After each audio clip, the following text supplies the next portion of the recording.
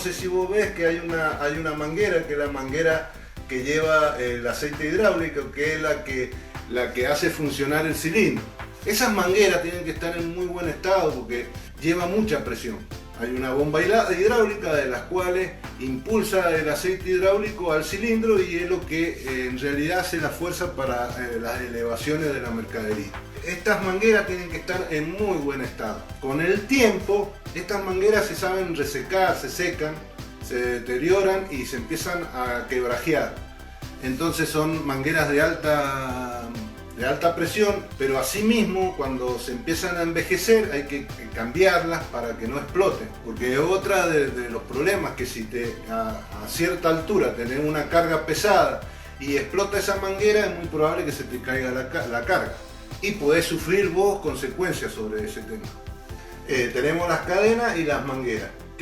Las cadenas tienen que estar bien lubricadas y las mangueras en muy buen estado. Bueno, ahora vamos a pasar lo que es el motor en sí. Abajo de ese capot hay un motor.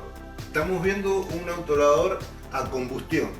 Como lo ves, es a combustión y tiene un tubo de gas. Este vehículo es nastero convertido a gas.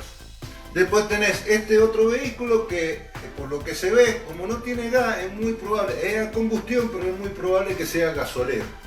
Tenés tres tipos de máquinas en este rubro que te podés llegar a encontrar en cualquiera de las empresas. Un autolavador a combustión gasolero, o un autolavador eléctrico, o un autolavador a combustión nastero convertido a gas. Eso no hace la diferencia. Vos cuando aprendas a manejar cualquiera de estos, vas a aprender a manejar, esto, vas a aprender a manejar cualquier vehículo. Entonces, abajo de este capot tenés el motor a combustión, de los cuales ustedes ya saben, creería yo que ustedes saben, de que a todo motor a combustión tiene aceite, líquido de freno, agua del radiador. Todo eso hay que mirarlo, y eso sí se hace casi todos los días. Antes de empezar la jornada de trabajo se fija el nivel de aceite por si llegamos a tener alguna pérdida que no la sepamos y no fundir el motor. El nivel de agua, hay que mirar también bien el nivel de agua del radiador para que no nos encontremos con que se nos caliente el motor y nos fundamos porque nos faltó agua. Eso no lo podemos ver una vez a la semana, eso es todos los días, así como te dije de las tuercas, de los bulones de rueda, bueno, en el motor todos los días, antes de la jornada, tenemos que ver los niveles de líquido, en este caso sería el aceite, el agua, y también tenemos que una parte también importante, porque vas a vivir frenando, en este trabajo se frena mucho. Es tan interactivo el trabajo que se arranca, se frena, entonces necesitas tener muy buenos frenos. Para tener muy buenos frenos, el líquido de freno tiene que estar a nivel. Eso sería entonces el motor. Después ahora tenemos otras partes. Por ejemplo, el techo del autolavador, la protección del autolavador, que si con el tiempo, al manejarlo y al estar permanente, andando en el autolavador, los movimientos, habíamos dicho el miércoles pasado, en el segundo vivo, habíamos dicho de que los autolavadores son rígidos, no tienen suspensiones. Cualquier obstáculos que tengas en el camino, en la zona de trabajo, los golpes son bruscos, no es como en un auto que es más suave, agarrás un pozo y como que amortigua más. En este caso los autolavadores no tienen amortiguación, entonces es más en seco el movimiento que se realiza durante el día. Estos autolavadores trabajan muchísimas horas en el día, muchísimas horas. Esto no tienen cuenta kilómetros, tienen cuenta horas. Se maneja con cuenta horario, no con cuenta kilómetros, para que lo sepan. Son partes del autolavador que pueden aflojarse. El techo ese está abulonado al chasis y se pueden aflojar esos tornillos. Y puede llegar a pasar de que está flojo alguno de estos bulones del protector del autolavador que están sujetos También tenemos que revisar, eso no hace falta que lo hagas todos los días, pero sí semana por medio, una vez al mes, no sé, hay que ir viendo y ir manteniéndolo al vehículo en buenas condiciones. Después tenemos las partes eléctricas del autolavor. Es una lástima, no he conseguido un gráfico de un autolavor eléctrico, porque te quería mostrar en un autolavor eléctrico son las mismas, los mismos mantenimientos en un autolavor eléctrico, con la única que es diferente es que no tiene un motor a combustión, o sea, no le tenés que mirar el aceite del motor o el agua del radiador, por ejemplo. En un autolavador eléctrico lo que tenés que ver es que la batería que ya te lo vamos a mostrar también, qué tamaño tiene la batería, las dimensiones, el mantenimiento, de cómo se puede mantener una batería. Son baterías que tienen una autonomía de 12 horas y una carga de 8 a 6 horas. Entonces vos en la noche lo cargas 6 o 8 horas y en el transcurso del día tiene una autonomía de 12 horas. Muchos galpones o bodegas saben tener 2 baterías cada autolavador, porque cuando la jornada de trabajo excede las 12 horas o hay turnos que van reemplazando el trabajo, en vez de parar esa máquina y ponerla a cargar, se cambia la batería. Hay una batería cargándose durante vos que estés trabajando y se gasta esa batería que está en el autolavador y se cambia por la batería cargada. Esa máquina no para y la tenés siempre en un porcentaje alto de carga. También te vamos a explicar bien cómo es ese tema. Todo esto que te estoy hablando, que te quede en tu mente, pero lo vas a reflejar, lo vas a ver bien cuando lo hagamos en el curso en sí, cuando lancemos el curso. Todo lo vas a ver en directo, o sea, te vas a dar cuenta de todo lo que yo te estoy diciendo ahora. Ahora no tengo el gráfico, desgraciadamente ya voy a conseguir un gráfico de la máquina eléctrica, que es muy interesante.